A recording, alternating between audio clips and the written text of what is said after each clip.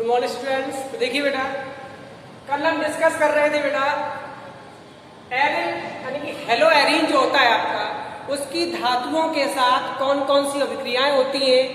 और आपको विशेष याद रखना बेटा, क्योंकि इसमें कुछ नेम रिएक्शन आएंगी बीच बीच में आएंगी जो आपको विशेष याद रखनी है। ज्यादा बड़ी रिएक्शन नहीं है, लेकिन उनके नाम है इसलिए पेपर में पूछे जाते हैं। देखो पहला बेटा इसमें आता है सोडियम के साथ अभिक्रिया। क्या आती है बेटा? सोडियम के साथ अभिक्रिया।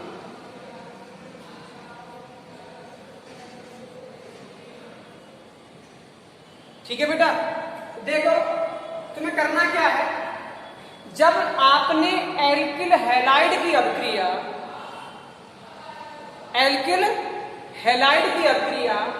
आपने कराई थी सोडियम के साथ, तो बेटा कौन सी रिएक्शन थी? नेम रिएक्शन बेटा, वुड्स अभिक्रिया। कौन सी थी बेटा?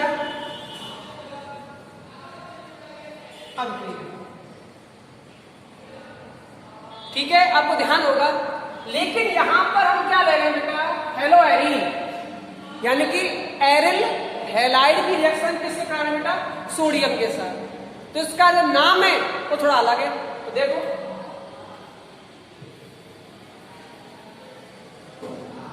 अगर हम यहां क्या लेते हैं, हम लेते हैं यहां पर एरिल हैलाइड।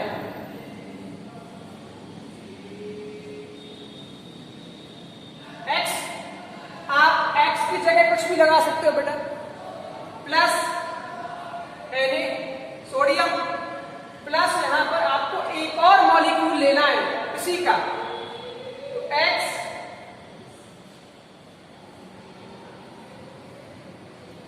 यहां से सीधा सा यहां पर NaX को बाहर निकाल दीजिए, तो आपका जो बनेगा प्रोडक्ट NaX, और यहां से जो आपका मेन प्रोडक्ट है वो देखिए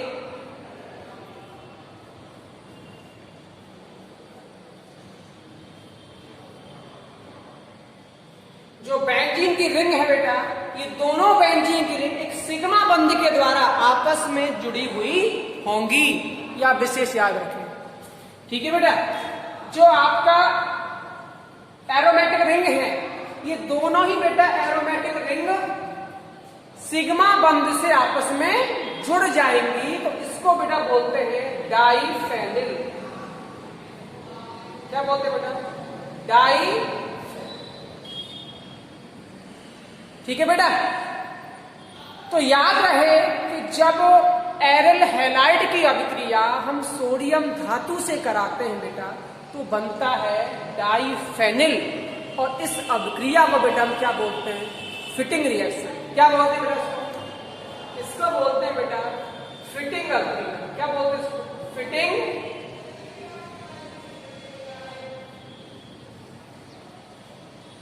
ठीक है, याद करने का तरीका यह है कि फिटिंग का मतलब किन्हीं मॉलिक्यूल का आपस में फिट हो जाना, जुड़ जाना। तो यहां पर ये जो एरोमेटिक रिंग है और ये भी एरोमेटिक रिंग है बेटा, ये दोनों आपस में जुड़ जाएंगे, तो क्या बनेगा? डाईफेनिल बन जाएगा। ठीक है बेटा, इसी को बोलते हैं फिटिंग अभिक्रिया। ठीक है बेटा, अब बात आती है कि अगर एक तो हम क्या लें? एरिल हैलाइड, और दूसरी साइड हम क्या ले लें? एल्किल हैलाइड ले लें, तो क्या होगा? तो देखिए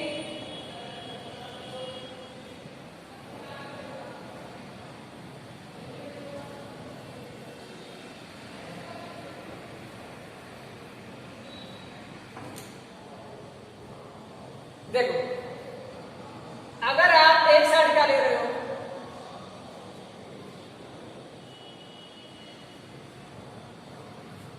ठीक है, इसकी रिएक्शन किससे करा रहे बेटा? सोडियम के साथ। अब यहां पर आप क्या ले रहे हो? ये तो आपके पास क्या है? एरिल हैलाइड, और ये आपके पास क्या है? Alkyl halide. एल्किल। अब देखिए यहां से कौन निकलेगा? ठीक है। तो यहां से आपका जो प्रोडक्ट बनेगा वो क्या बनेगा, देखो यहां से बनेगा NaX प्लस ये जो बेंजीन की रिंग है इसके ऊपर कौन जुड़ जाएगा, R। क्या जुड़ जाएगा, R। अगर आपने यहां पर यूज किया होगा CH3 तो यहां पर क्या लगेगा बेटा, यहां लगेगा CH3, जिसे क्या बोलते हैं हम, जिसे बोलते हैं हम टोलुइन। क्या बोलते हैं बेटा,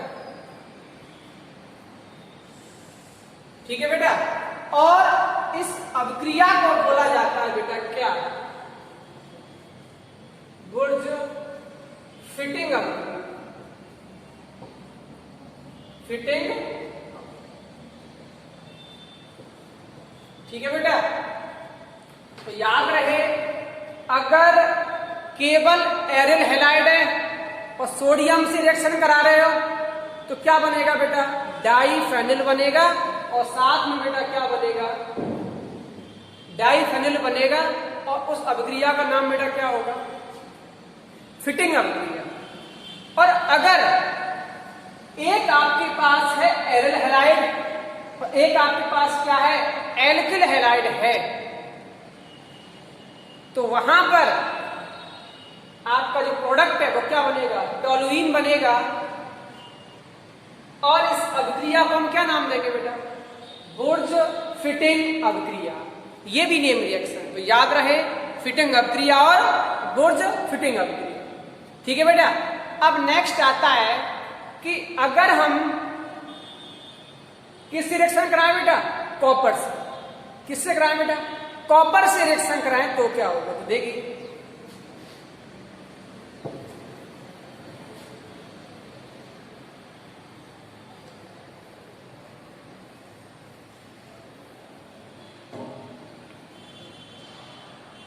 नंबर 2 आता है कॉपर के साथ, कॉपर के साथ अब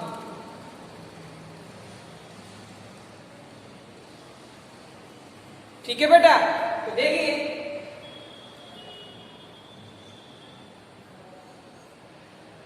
हम यहां पर ले रहे हैं aryl iodide plus copper plus यहां पर एक और मॉलिक्यूल्स आएगा, क्या होगा, फिर वही कहानी, यहां से क्या निकलेगा बेटा, CuI, ठीक है। और आपको यहां पर विशेष याद ही रखना है, यहां से भी क्या बनेगा बेटा,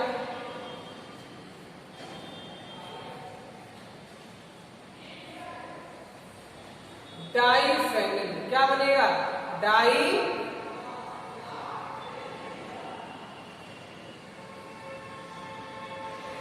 ठीक है बेटा। ये आपका मेन प्रोडक्ट है डाइफेनिल। लेकिन इस अभिक्रिया का जो नाम है वो क्या होगा बेटा, इसे बोलते हैं उल्मान अभिक्रिया। क्या बोलते हैं इसको, उल्मान अभिक्रिया, ठीक है बेटा। तो कहने का मतलब मेरा ये है सीधा सा कि आपके पास हो चुकी है 3 नेम रिएक्शन। पहली कौन सी है बेटा, फिटिंग अभिक्रिया। तो इतना याद रखें कि अगर एरिल हैलाइड की क्रिया सोडियम से करा दें तो बनता है डाइफेनिल और उसे बोलते हैं फिटिंग अभिक्रिया। और अगर एरिल हैलाइड के साथ एल्किल हैलाइड और आ जाए और रिएक्शन सोडियम से ही हो रही है तो कौन सी होगी बेटा, बुर्ज फिटिंग अभिक्रिया। और अगर एरिल हैलाइड ही है लेकिन उसके साथ कॉपर आ गया तो उसमें क्या बनेगा बेटा, डाइफेनिल ही बनेगा। लेकिन उस अभिक्रिया का नाम क्या होगा बेटा, उल्मान अभिक्रिया, ठीक है बेटा। तो ये तो आपकी हो गई कॉपर के साथ। अब क्या आती है बेटा, मैग्नीशियम के साथ अभिक्रिया क्या होगी, तो देखो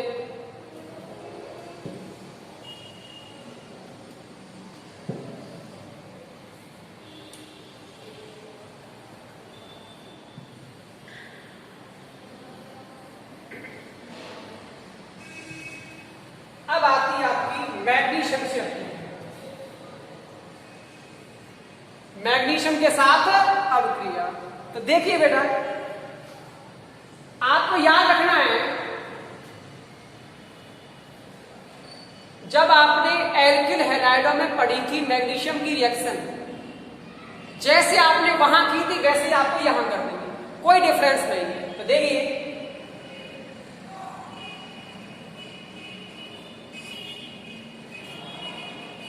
प्लस एन, ये अभिक्रिया बेटा किसकी उपस्थिति में होगी? शुष्क ईथर की वजह से, शुष्क ईथर की उपस्थिति। क्या हुआ बेटा, ये मैग्नीशियम आप कहां ले जाओ? बीच में ले जाओ, तो क्या बनेगा? देखो,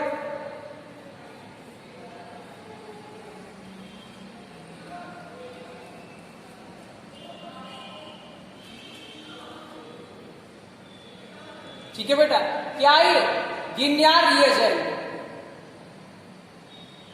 ठीक है बेटा, इसे क्या बोलेंगे? फेनिल मैग्नीशियम आयोडाइड बोल सकते हैं, ठीक है।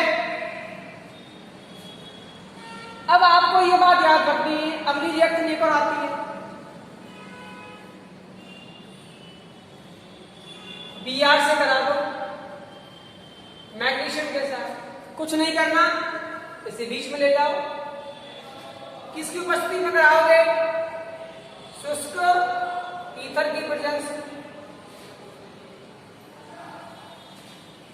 ठीक है। तो बताओ क्या बनेगा? MgBr, कुछ नहीं करना आपको, बस मैग्नीशियम ले जाना बीच में और बॉन्ड को तोड़ देना बीच में से। अब आपको यहां पर एक विशेष बात याद ये रखनी है बेटा, कि अगर यहां पर एरिड क्लोराइड हो तो उस कंडीशन में बेटा हम शुष्क ईथर का उपयोग नहीं करते, ठीक है बेटा। तो देखिए,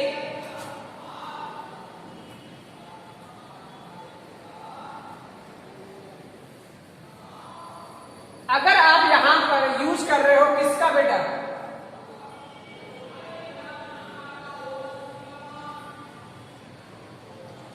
तो यहां पर जब मैग्नीशियम की रिएक्शन होगी तो इतना याद रखें कि यहां पर शुष्क ईथर का उपयोग ना होके बेटा होता है THF, इसे बोलते हैं बेटा टेट्रा हाइड्रोफ्यूरेट,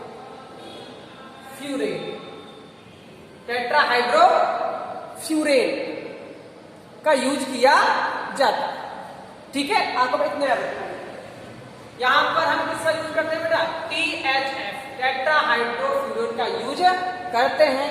बाकी का कोई दिक्कत नहीं है प्रोडक्ट में, प्रोडक्ट तो वही बनेगा। यहां से क्या बनेगा?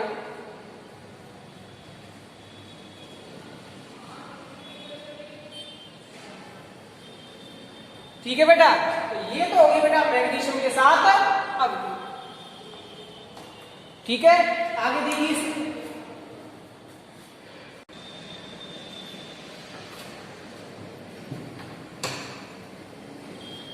ये बेटा आपकी धातुओं के साथ सारी अभिक्रियाएं खत्म हो चुकी है। अब बेटा आपका आता है अपचयन। क्या आता है बेटा? अपचयन। तो देखिए,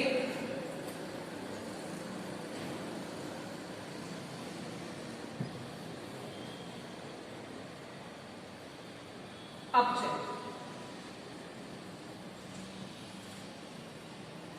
देखो अपचयन में ज्यादा इंपॉर्टेंट नहीं है, बस आपको इतना याद रखना है कि अगर आप इसका अपचयन कराओगे, ठीक है, तो देखिए निकेल एल्युमिनियम मिश्र धातु की उपस्थिति में NaOH की जरूरत है ना, निकेल एल्युमिनियम जो मिश्र धातु है उसके उपस्थिति में NaOH के साथ इसका हम क्या कराते हैं बेटा? अपचयन कराते हैं। तो यहां से बस आपको इतना याद रखना है कि क्लोरो जो आपकी बेंजीन है इससे क्या बनेगी बेटा? यहां पर बेंजीन। क्या बनेगी बेटा? यहां पर बेंजीन। ठीक है, तो कहने का मतलब क्या है, यहां पर 2 H है, तो 2 H में से एक H तो इस क्लोरीन से रिएक्शन कर लेगा तो क्या बन जाएगा, HCl। और ये जो H है ये कहां जुड़ेगा बेटा, इस बेंजीन की रिंग पर जाकर जुड़ जाएगा और वापस जो आपका क्लोरोबेंजीन है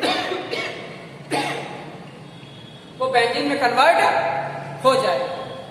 ठीक है बेटा, तो सिंपल सी रिएक्शन है। अगर आपसे पूछे कि एरल हैलाइडों का अपचयन कराएं, निकल एल्युमिनियम मिश्र धातु की उपस्थिति में क्या बनता है, बेंजीन। तुम्हें क्या मिलेगा बेटा, बेंजीन आसानी से मिल जाएगा। यहां पर ऐसे क्वेश्चन किए आपसे कि क्लोरोबेंजीन को आप बेंजीन में कैसे कन्वर्ट करोगे। ठीक है, तो सिंपल सी रिएक्शन है, आप इसके ऊपर क्या करा दो, अपचयन करा दो। अपचयन का मतलब क्या होता है, हाइड्रोजन का योग क्या कहलाता है, अपचयन कहलाता है। आपने क्या किया, एक H को यहां जोड़ दिया, यहां से एक Cl बाहर निकला जिसने किस रिएक्शन कर ली, HCl के साथ, तो क्या बन गया यहाँ पर, HCl बन गया। और आपको यहां क्या मिलेगी, बेंजीन मिल जाएगी। ठीक है, ये बड़ा छोटी सी अभिक्रिया थी अपचयन वाली, ये भी खत्म हो चुकी है। अब बेटा आपकी आती है नाविक स्नेही प्रतिस्थापन अभिक्रिया। क्या आती है बेटा, नाविक स्नेही प्रतिस्थापन अभिक्रिया। अब यहां से बेटा 2-3 तरह के क्वेश्चन बनते हैं।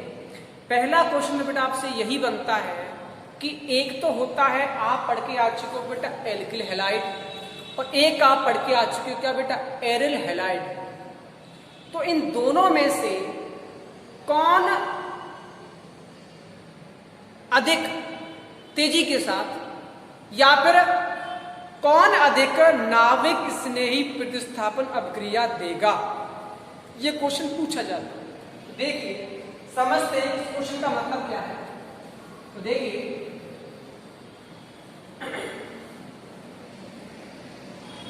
अगर आपसे क्वेश्चन ये है कि एल्किल हैलाइड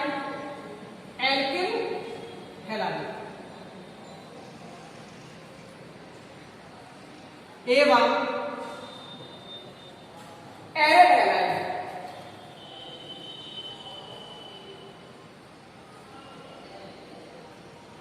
एल्किल हैलाइड एवं एरिल हैलाइड में से कौन अधिक नाविक स्नेही प्रतिस्थापन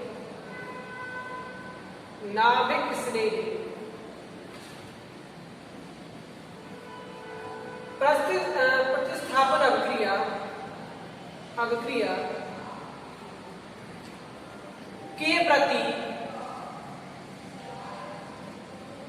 प्रति अधिक क्रियाशील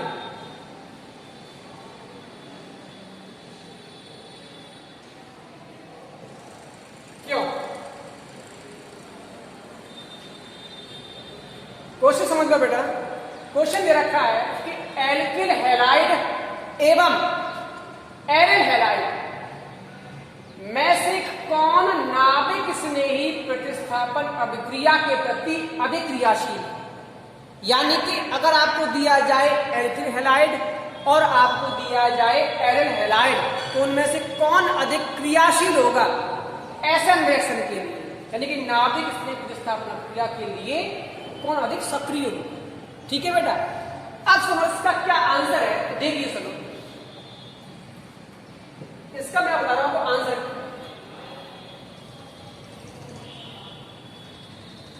देखो इसका आंसर ये है, आपके पास दे रखा है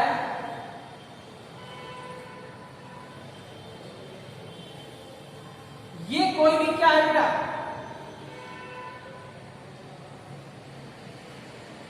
हेलो एरिन बोलो,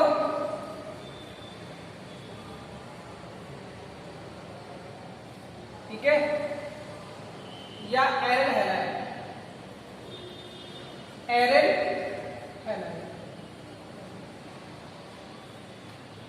और एक आपके पास है यहां पर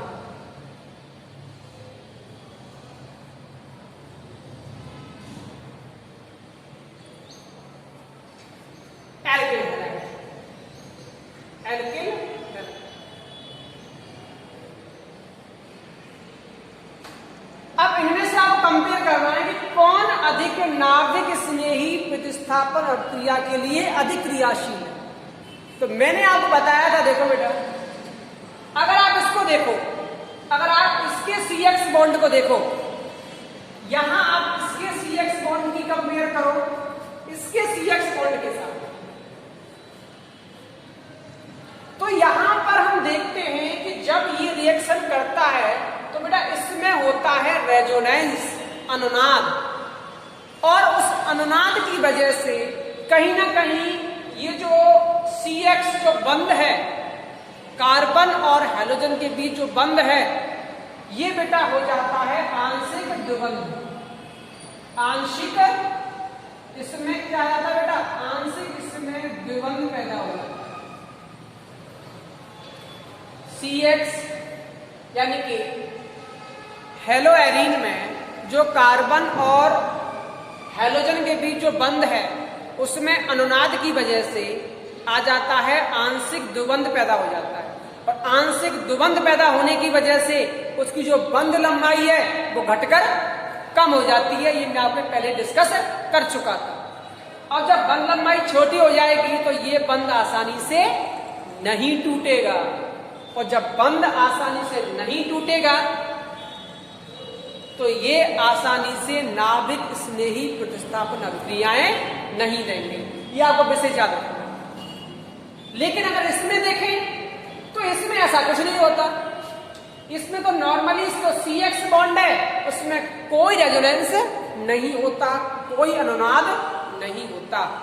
जब कोई अनुनाद ही नहीं होता है तो ये बंध आसानी से टूट जाता है, और बंध आसानी से टूट जाएगा तो ये आसानी से बना लेता है कार्बोकैटायन, जिससे ये आसानी से नाभिक स्नेही प्रतिस्थापन अभिक्रियाएं देता है। ठीक है बेटा, तो सीधा सा आंसर अगर आपसे पूछे तो आपको ये देना है कि एरिल हैलाइडों में CX बंध अनुनाद की वजह से आंशिक रूप से द्विबंध में परिवर्तित हो जाता है, जो आसानी से नहीं टूटता।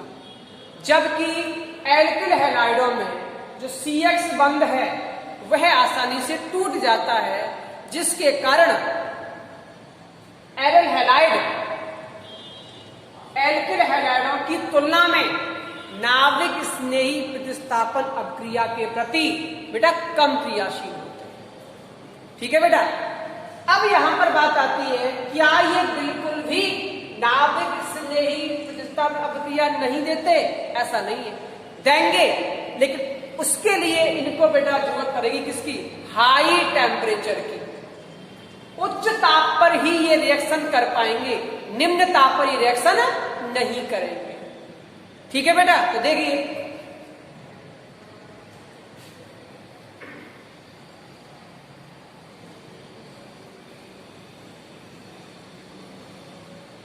अब अगर आप इस क्लोरोबेंजीन की अभिक्रिया किससे कराते हो? अमोनिया Cu2O के साथ। याद रहे ये अभिक्रिया क्या हो रही है बेटा? 775 केल्विन यानी कि हाई टेम्परेचर पर हो रही है। ठीक है, तो यहां से तुम्हें याद रखना है, अगर इस अभिक्रिया को हम उच्च ताप पर कराएंगे तो ये संपन्न हो जाएगी, और यहां से आपको जो प्रोडक्ट बनेगा वो क्या बनेगा? NH2, इसे क्या बोलते हैं? एनिलीन। क्या ये? एनिलीन। ठीक है, और यहां क्या बनेगा? Cu2Cl। लेकिन आपका मेन प्रोडक्ट क्या है? एनिलीन। इतना याद रखें बस, इसमें मेन टेम्परेचर का रोल है। हाई टेम्परेचर पर रिएक्शन हो रही है। ठीक है, कम ताप पर यह अभिक्रिया संपन्न नहीं होगी। आगे आपकी किताब में छोटी सी रिएक्शन और दे रखी है। अगर आप यहां पर क्या यूज करो? CuCl यूज करो। CuCl क्या प्रोडक्ट बनेगा? यहां से Cl लग जाएगा। ये भी अभिक्रिया किस पे होगी बेटा? हाई टेम्परेचर पर होगी, और यहां क्या बनेगा? Cu2Cl। ठीक है, बाकी का आप इसे बैलेंस खुद से कर लेना। ठीक है बेटा, अब देखिए यहां पर आपको ये बात याद रखनी है, ज्यादा इंपॉर्टेंट नहीं है, बस किताब में दे रखी है तो इतना याद रखें बस कि हाई टेम्परेचर पर संपन्न होती है। ठीक है, आपकी किताब में एक रिएक्शन और है जो सबसे इंपॉर्टेंट है इनसे। देखो अगर आप यहां पर किसका यूज करो बेटा, NaOH, अगर आप यहां किसका NaOH के साथ रिएक्शन कराओ हाई टेम्परेचर पर, तो याद रखना है यहां पर बनेगा क्या बेटा, फिनॉल। क्या बनेगा बेटा, फिनॉल बन जाएगा, और यहां पर बनेगा आपका Na।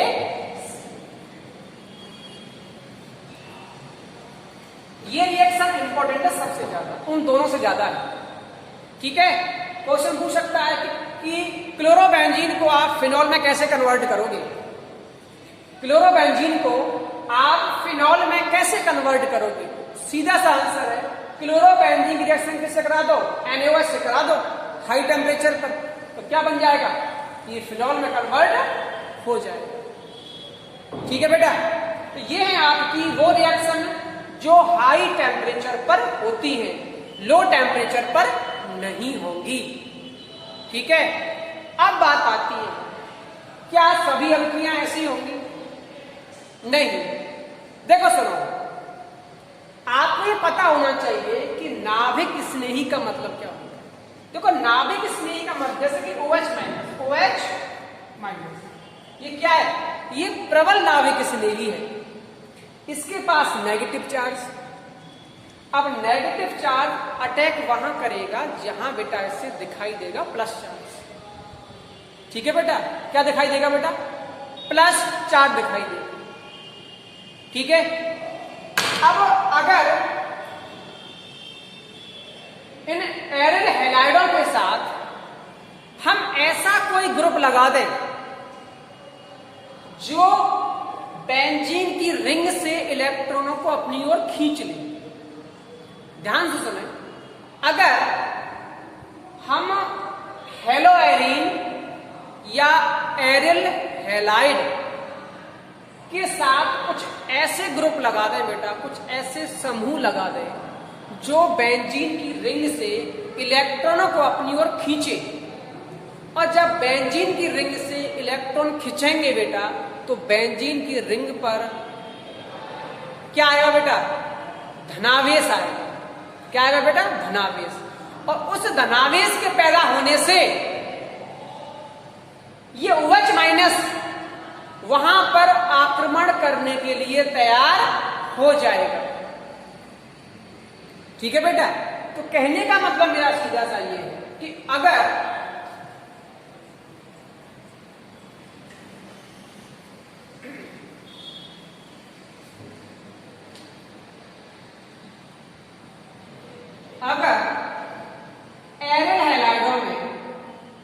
एरिल हैलाइडों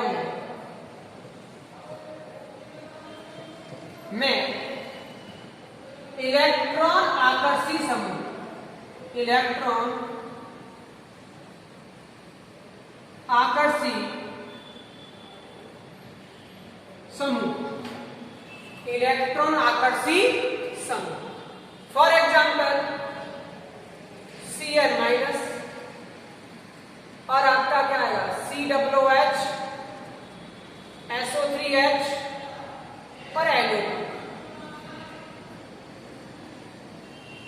ठीक है बेटा, अगर ये ग्रुप लगे हुए हों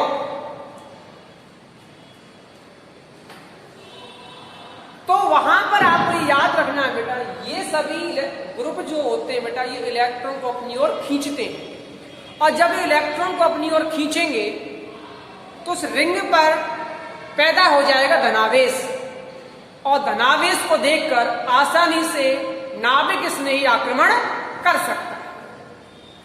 ठीक है बेटा, आकर्षी समूह लगे हो तो अभिक्रिया निम्न ताप पर भी संपन्न हो जाता है, यानी कि वो आसानी से नाभिक स्नेही विस्थापन अभिक्रिया बेटा दे देंगे। ठीक है। अगर उनके पास इलेक्ट्रॉन आकर्षी समूह लगे हुए हैं तो वो आसानी से बेटा नाभिक स्नेही प्रतिस्थापन क्रिया बेटा संपन्न हो जाएगी। किसमें? एरियल हैलाइडों में। ठीक है। अगर कोई ग्रुप ना लगा हो तो हाई टेम्परेचर पर होगा, और अगर ये इलेक्ट्रॉन आकर्षी समूह लगे हों तो ये इलेक्ट्रॉन को खींचेंगे रिंग से और आसानी से क्रिया संपन्न हो जाएगी। ठीक है बेटा, तो देखिए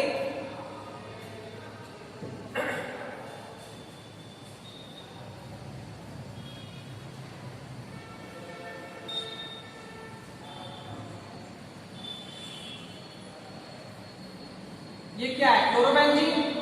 इस पर किसका टाइप कराते हैं? OH माइनस, और यहां पर यूज करते हैं जलीय। ठीक है, इसको हीट करते हैं। तो याद रहे इस कंडीशन में यह क्रियाएं नहीं होगी। ठीक है बेटा, क्यों? क्योंकि यहां पर ग्रुप लगा हुआ नहीं है, इसलिए OH माइनस अटैक नहीं करेगा। लेकिन अगर यहां पर ग्रुप लगा हो, जैसे कि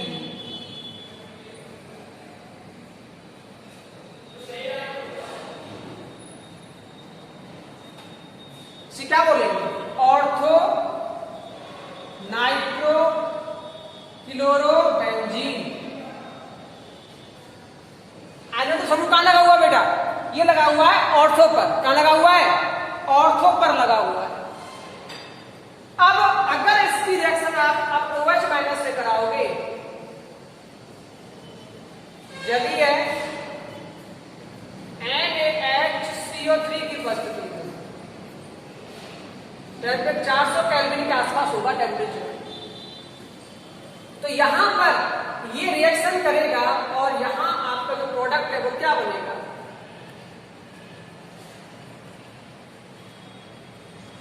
ऑर्थो नाइट्रो फिनॉल। ठीक है बेटा, तो कहने का मतलब मेरा सीधा सा ये है कि अगर एरियल हैलाइडों में अगर इलेक्ट्रॉन आकर्षी समूह लगा हुआ है तो वो पहले की तुलना में कम ताप पर भी अपक्रिया कर लेता है। ठीक है बेटा, आगे देखिए, आगे एक और आपकी रिएक्शन में रखी है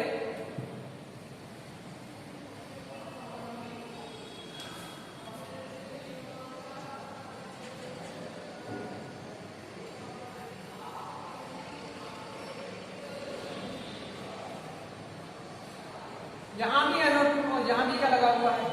NO2 लगा हुआ है, और आप इसके OH माइनस से कराओगे, ये तो आपका सेम रहेगा, तो यहां ये आसानी से रिएक्शन देगा और यहां से क्या बना देगा? ये OH माइनस NO2 यहां पर और NO2, ये बन जाएगा क्या आपका? ये आपका ऑर्थो, ये मेटा, ये पैरा, तो क्या बनेगा? Ortho para di nitro phenol. ठीक है बेटा, और एक और रिएक्शन है इसकी, छोटी सी रिएक्शन है, वो भी देख लें कि अगर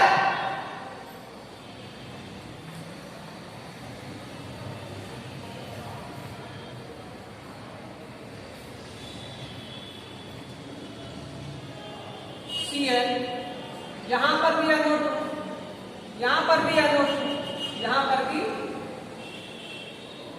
ठीक है, तो क्या है ये?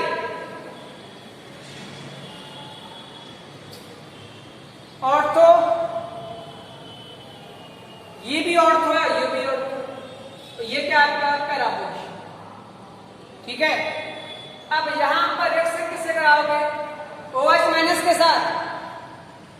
ठीक है, तो यहां से आपका क्या बनेगा प्रोडक्ट?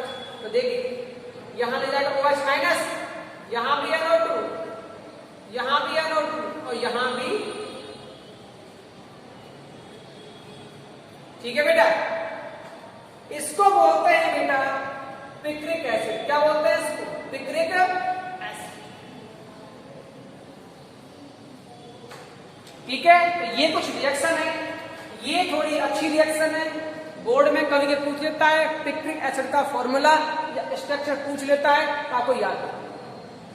ठीक है बेटा, तो ये बेटा अभी खत्म हो चुकी है नाभिक स्नेही प्रतिस्थापन अभिक्रिया। अब आपकी किताब में एक ऑर्डर लिखा हुआ है बेटा कि नाभिक स्नेही प्रतिस्थापन अभिक्रिया के प्रति कौन कितना क्रियाशील है, एक ऑर्डर लिखा हुआ है, तो समझ में बेटा। देखो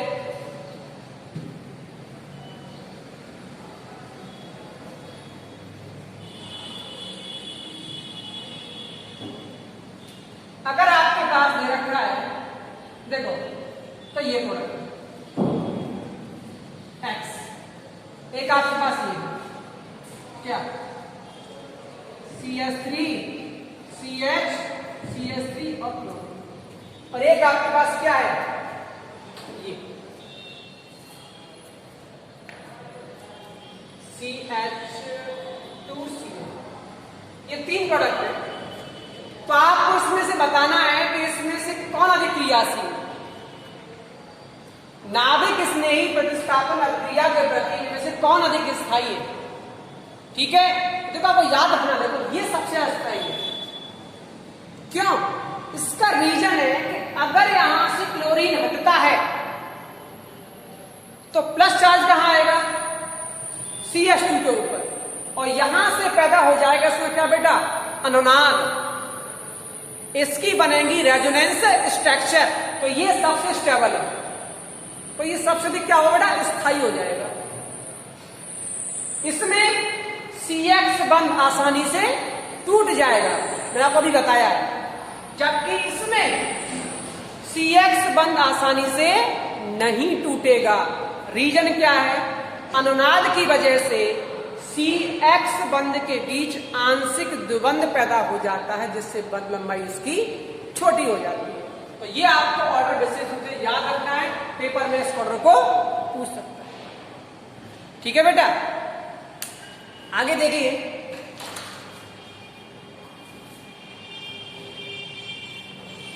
आगे आपकी किताब में इसका क्वेश्चन दे रखा है कि इसकी आप रेजोनेंस स्ट्रक्चर कैसे बनाओ।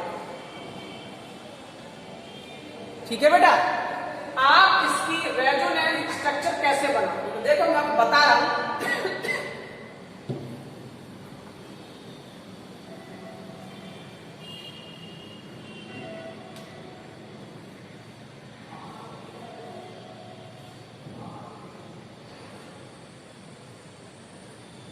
यहां पर लगा हुआ है CH2, यहां लगा हुआ है क्लोरीन।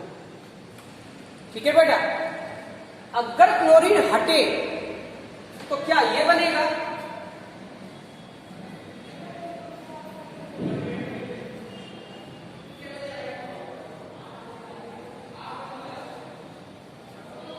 Plus charge. ठीक है, अब इस प्लस चार्ज की वजह से क्या होगा बेटा, यहां इलेक्ट्रॉन की कमी है। ठीक है, अब यहां इलेक्ट्रॉन की कमी है, तो ये इलेक्ट्रॉन कहां से खींचेगा, रिंग में से इलेक्ट्रॉन खींचेगा, तो ये इलेक्ट्रॉन कहां जाएंगे ऊपर की ओर, और यहां क्या बन जाएगा डबल बॉन्ड क्रिएट हो जाएगा। अब इलेक्ट्रॉन जहां से गए हैं वहां क्या आएगा बेटा प्लस चार्ज, क्या आएगा बेटा प्लस चार्ज, फिर प्लस चार्ज नीचे आएगा, फिर यहां आएगा, यानी कि आपको ये रेजोनेंस स्ट्रक्चर खुद से करनी है, खुद से करनी है। ठीक है, करने की कोशिश करना है इसको। ठीक है, तो ये आपके लिए छोटा सा एक होमवर्क है जो आप कर सकते हैं। ठीक है बेटा, बाकी का नोट्स हमको होगा सब कुछ, लेकिन फिर भी आप इसे खुद से करने की कोशिश करना, क्योंकि आप 2-3 स्टेप आप इसकी बना चुके हो। एरिनियम आयन की बताई मैंने आपको, क्लोरोबेंजीन की बताई मैंने आपको, तो आपको इसकी भी क्या करनी है, अपने आप इसको बनाना है। ठीक है, अब आपका केवल एक लेक्चर रह गया है जिसमें आपका ये चैप्टर पूरा कंप्लीट हो जाए। ठीक है बेटा, थैंक यू।